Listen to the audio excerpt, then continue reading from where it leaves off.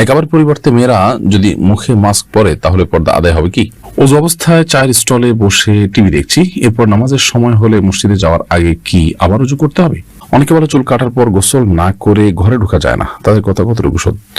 আমার বাবা আমাদের ভাইদেরকে ভিটে বাড়ি সহ দামি দামি জমিগুলো লিখে দিয়েছেন, আর আমাদের বোনদেরকে বিলের কম দামি জমিগুলো লিখে দিয়েছেন। এখন আমাদের করণীয় কি? ইদানিং এরকম একটা প্রচলন শুরু হয়েছে, কিছু ঘটলেই বলা হয় এটা কিয়ামতের আলামত। যেমন তুরস্ক সিরিয়ার ভূমিকম্প, কোন ঘটনাকে সুনির্দিষ্টভাবে কিয়ামতের আলামত সাব্যস্ত করা কতটুকু সঙ্গত? আমি একজনের কাছ থেকে কিছু কিছু করে টাকা ধার নিয়েছিলাম, এখন কারো মনে নেই কত নিয়েছিলাম, কিভাবে পরিশোধ করব?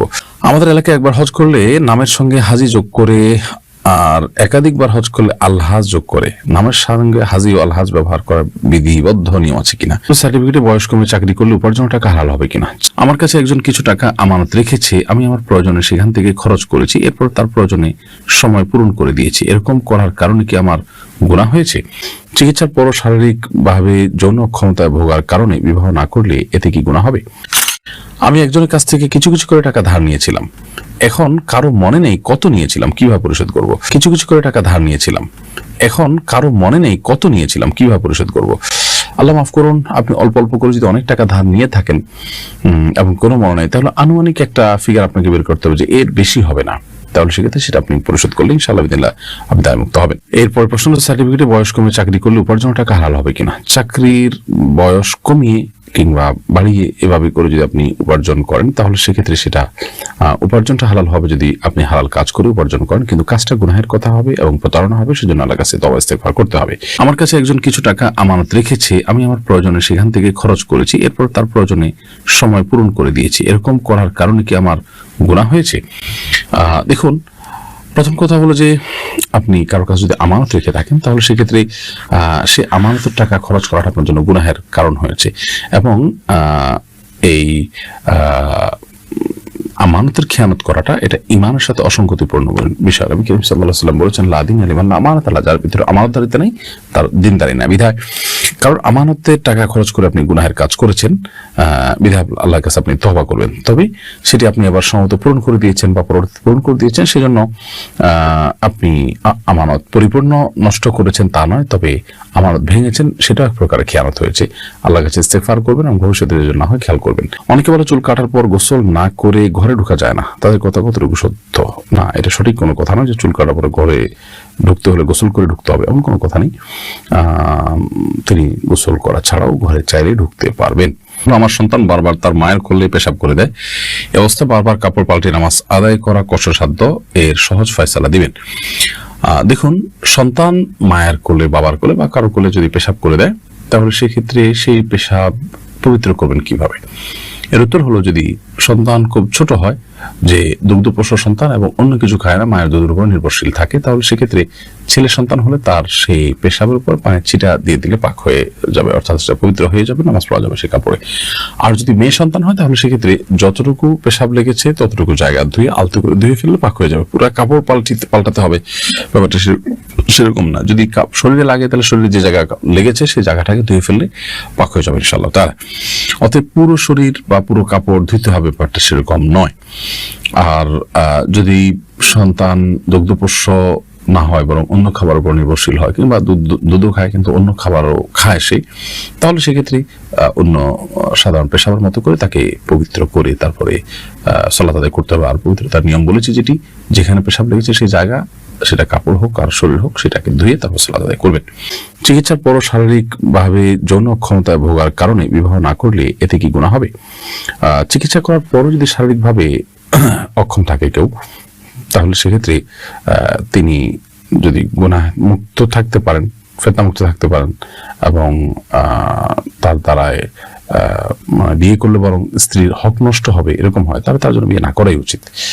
তিনি এক্ষেত্রে আপনার বিবাহ থেকে বিরত থাকবেন। আর যদি নিজে গুনাহে লিপ্ত হওয়ার আশঙ্কা থাকে বা স্ত্রীর হক আদায় করতে পারেন, হয়তো পুরোপুরি নয়, তাহলে সেক্ষেত্রেও তার জন্য বিয়ে করা জায়েজ হবে। অর্থাৎ এটি নির্ভর করবে যে তার অবস্থাটা কি হতে পারে বিবাহ না করলে, আর করলে কি হতে পারে। যদি করলে তিনি বরং স্ত্রীর হক নষ্ট করবেন, তাহলে সেক্ষেত্রে তার জন্য বিয়ে করা জায়েজ নয়। আর যদি বিবাহ করার মাধ্যমে তিনি স্ত্রীর হক আদায় করতে পারেন, আবার এদিকে না করলে বরং তিনি গুনাহে লিপ্ত হতে পারেন, তাহলে তার বিয়ে করা উচিত। অতএব পরিস্থিতির উপর নির্ভর করবে এটি। আমাদের এলাকায় একবার হজ করলে নামের সঙ্গে হাজি যোগ করে, আর একাধিকবার হজ করলে আলহাজ যোগ করে নামের সঙ্গে হাজি ও আলহাজ ব্যবহার করার বিধিবদ্ধ নিয়ম আছে কিনা। নতুন করে আমি জানলাম এটা অবশ্য, যে একবার হজ করলে হাজি হয়, কয়েকবার হজ করলে আলহাজ হয়। লা হাওলা ওয়া কুওয়াতা ইল্লা বিল্লাহ। মানে অজ্ঞানতার একটা সীমা থাকবে, যদি এরকম কেউ পার্থক্য করেন তাহলে সেটা নিছকই অজ্ঞানতা ছাড়া আর কিছু নয়। হাজি শব্দের অর্থ হজকারী, আলহাজ শব্দের অর্থ যিনি হজ করেছেন তিনি।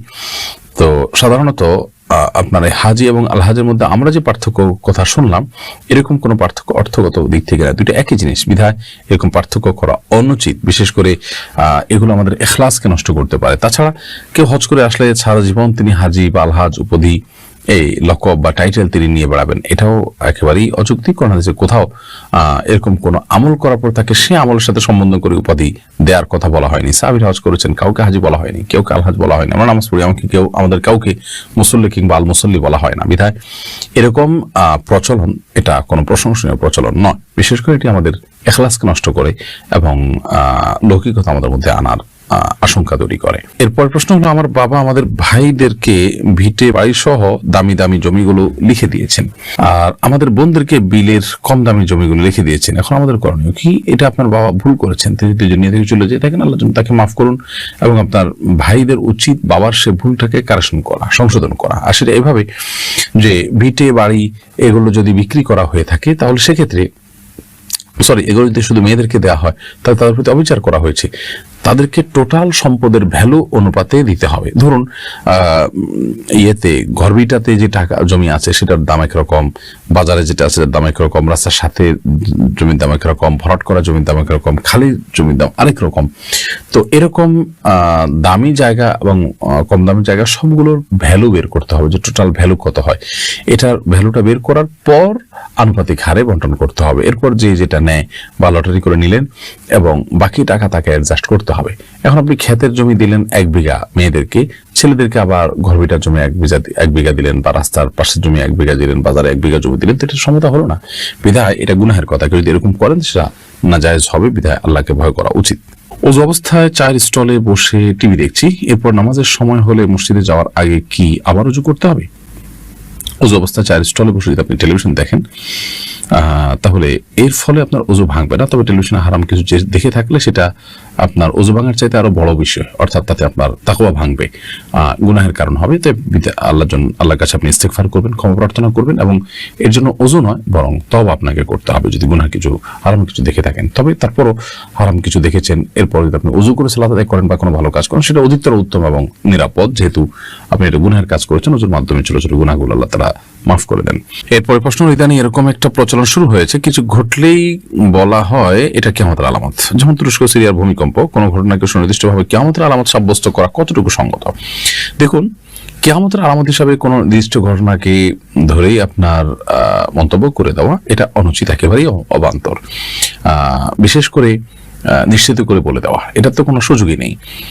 আর কিয়ামতের আলামত হিসাবে হাদিসে নবী করিম সাল্লাল্লাহু আলাইহি ওয়াসাল্লাম ভাষ্য মতে অথবা কোরআনের কোন বর্ণনা মতে কোনো বিষয় যদি দেখা দেয়, কোরআনে যেটা বলা হয়েছে, হাদিসে যেটা বলা হয়েছে, সেটা সুনির্দিষ্ট কোনো ঘটনার ক্ষেত্রে খাটিয়ে ফেলা বা খাটিয়ে দেওয়া, এটা সবসময় উচিত নয় বা সবসময় এটা যৌক্তিক হয় না, সঠিক হয় না।